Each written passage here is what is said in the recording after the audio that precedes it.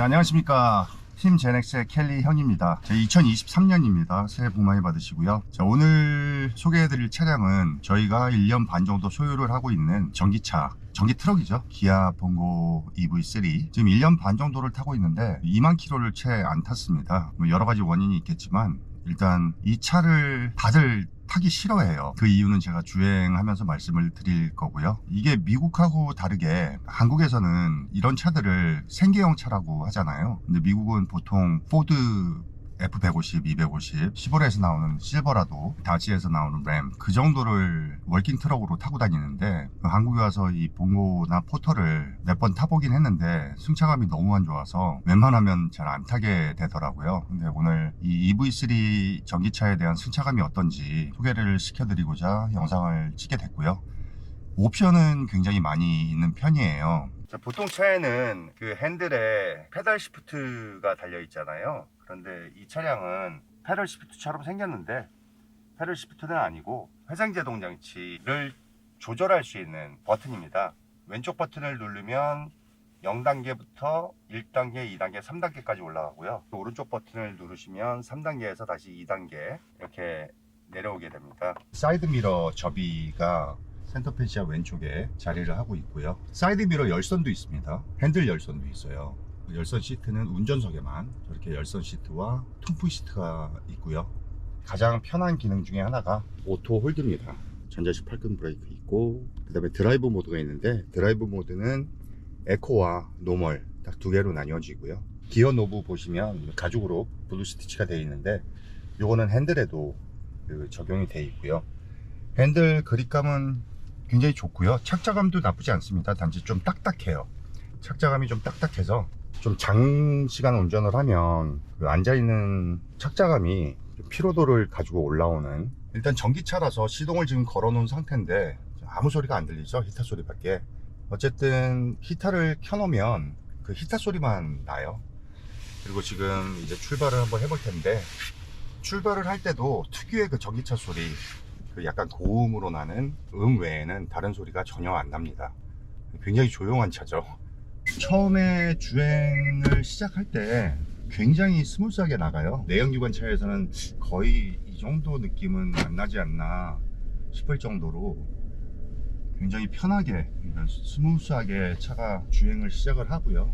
들리시는지 모르겠으나 지금 특유의 전기차음, 이게 이제 조금 속도를 높이면, 이건 제 입장인데 듣기 좋은 중저음으로 나오는 게 아니고 약간 고음으로 나옵니다.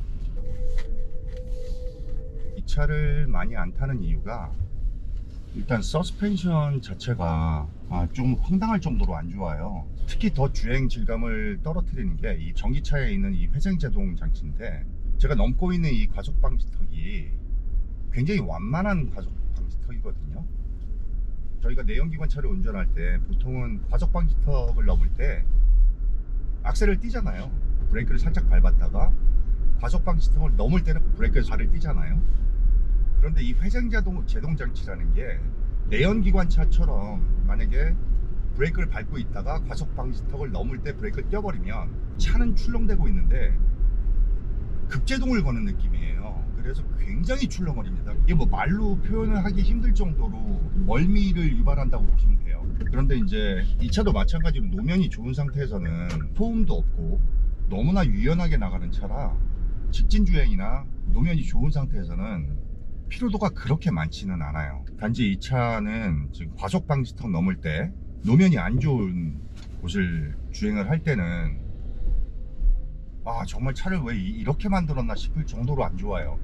리뷰 몇 개를 봤는데 주행 승차감이라는 게 주행하시는 분들마다 느끼는 부분이 다르겠지만, 저 같은 경우는 어쨌든 이 차를 타고 싶지 않을 정도로 주행 질감이 안 좋거든요. 4천만 원대 초반인 걸로 알고 있고, 그때는 보조금이 정부에서 주는 보조금하고 또 지역에서 주는 보조금이 있어서 합치면 그렇게 비싸지는 않았거든요, 차가. 그리고 이게 전기차다 보니까 한번 충전을 하면, 저희는 이 차를 쓰는 빈도수가 많지 않기 때문에 급속 충전기를 놓지를 않았거든요. 한 140만 원 정도 한다고 하는데, 차를 뭐 매일 쓰는 게 아니기 때문에 저희는 급속 충전기를 안 놨고 그 공장에 있는 220V 식으로 충전을 시키는데 풀리 충전시키는데 20시간 걸립니다. 공장 내부에서 충전을 시켰을 때는 278km까지 나오더라고요. 근데 이 재원을 보면 이게 한번 충전하면 211km 정도 나온다고 합니다. 근데 270 몇까지 나오긴 해요. 단지 그 상태에서 이제 히터를 좀 세게 튼다든지 아니면 에어컨을 튼다든지 아니면 추운 데서 예열을 시킨다든지 하면 그냥 뚝뚝 떨어집니다. 주행 가는 거리가.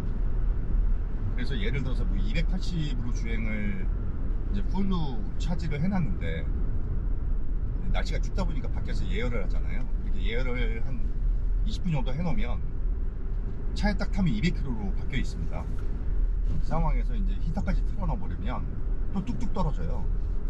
그래서 정확히 어느 정도의 주행을 할 수 있는지 계기판에 표시된 주행거리로 만약에 주행을 하려면 일단 기본적으로 히터 끄셔야 되고요. 에어컨 키지 마셔야 되고요. 뭐 그렇습니다. 아직 불편함이 굉장히 많아요.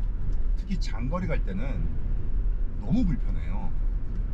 그래서 이 차는 지금 저희 같은 경우는 단거리용으로 뭐 관공서 작업할 때나 그다음에 뭐 트럭들 타이어 싣고 다닐 때 뭐 이 정도에서 사용을 하고 있습니다. 단지 이제 요즘 경유 값이 비싸다 보니까 그 연비 쪽에서는 아무래도 굉장히 큰 도움은 되고 있습니다. 단지 이 승차감이 너무 안 좋아서 처음에 출고됐을 때 주행 테스트를 하러 나갔다가 정말 너무 놀라서 다시 들어왔던 기억이 나거든요. 그래서 제일 먼저 한 게 그 나름대로 그 많이 바꾸신다는 사제 쇼바로 4개를 바꿨어요. 그런데 똑같습니다, 승차가. 그런데 이번에 만도에서 포터2를 그 대상으로 한 튜닝 쇼바가 나와서 알아보니까 이 본거 3 EV3에도 적용이 된다고 해서 주문을 해서 받아놓은 상태고요. 주행 영상을 찍은 후에 바로 그 쇼바를 장착을 해서 승차감이 얼마나 좋아지는지를 한번 다뤄보도록 하겠습니다. 그리고 이 차는 나가긴 굉장히 잘 나가요. 초반에 밟는 대로 나가죠. 전기차니까.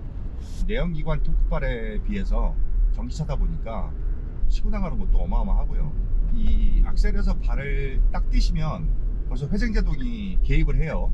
브레이크를 밟을 때 이 차지라는 그 충전 쪽으로 바늘이 갑니다. 그러니까 이 물리적인 힘을 그 이용해서 전기차의 배터리를 충전시키는 그런 방식이라고 하는데, 제가 느끼는 EV3의 주행 질감은 이 정도고요. 전기차다 보니까 아무래도 경제적인 효과가 많아서 웬만하면 자주 타고 다니고 싶은데, 공적인 일을 볼 때는. 그런데 웬만하면 안 타게 되거든요. 쇼바를 교체를 하면 승차감이 얼마나 좋아지는지, 그래서 좀 더 경제적인 면에서 이 차를 좀 더 많이 탈 수 있게끔 만들어 보려고 제가 이 영상을 찍게 됐습니다. 처음에 전기 봉고차를 받고 승차감이 너무 황당해서 제일 먼저 한 게 현가장치를 댐퍼를 바꿨거든요. 근데 그때는 제가 무슨 댐퍼로 바꿨는지 몰라서 오늘 탈거를 했는데 사실 어디 건지도 모르겠네요. 듣보잡이 들어가 있네요. 이래서 순정하고 별 차이가 없었던 것 같기도 하고. 자, 그래서 오늘은 만도에서 포터하고 봉고의 특화된 튜닝 쇼바가 나왔습니다. 제일 기대가 많은 거는 스프링하고 일체형이라서 코일 스프링을 장착을 안 해도 그 효과가 충분히 나올 수 있을 것 같기는 한데, 우선 장착을 해보고 어느 정도로 좋아지는지 장착을 한번 해보겠습니다.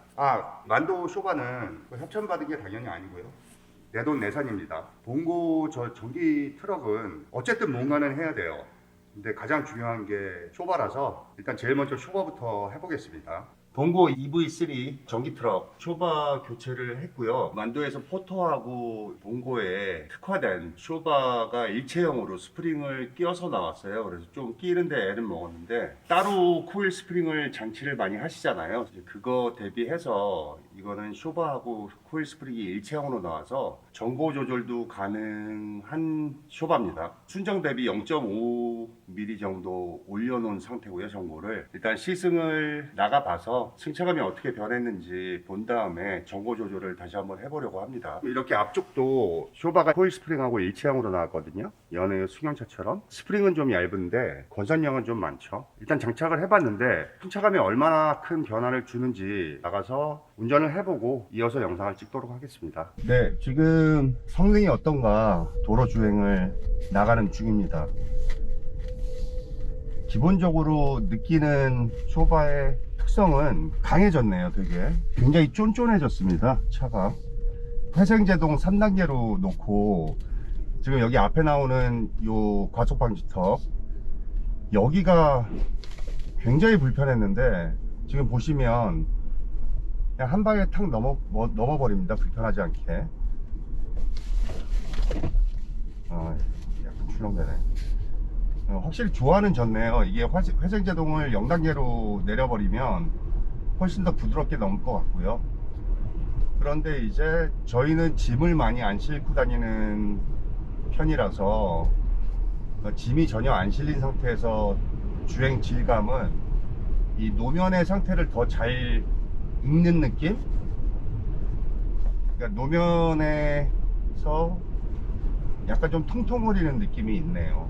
좋은 도로에서. 이게 순정일 때는 이 느낌이 없었거든요. 노면을 더 잘 읽는다고 그래야 되나요? 출렁임은 확실히 덜합니다. 이런 이음새 부분이나 굴곡이 좀 있는 부분도 훨씬 더 편하게 넘네요. 이게 노면이 안 좋은 데를 갈 때, 그리고 방지턱 있는데, 그 다음에 굴곡이 좀 있는 도로에서 정말 운전하기 짜증났거든요. 근데 그 부분은 많이 개선이 됐네요. 아무래도 일체형 쇼바이다 보니까 코일 스프링이 또 같이 있다 보니까 노면이 안 좋은 데나 굴곡이 있는 도로에서는 확실히 많이 개선이 되네요. 뭐 만도에서 만들었으니까 AS도 확실하고 또 품질도 어느 정도 보장이 된다고 보시면 될 것 같고요. 지금 이 정도면 가성비로 봤을 때 나쁘지 않다고 보여집니다.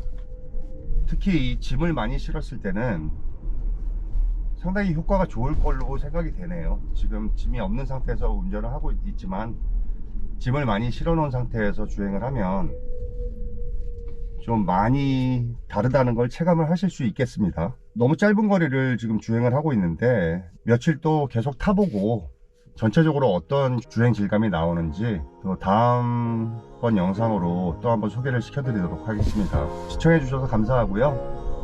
저는 또 다음 영상으로 찾아뵙겠습니다. 감사합니다.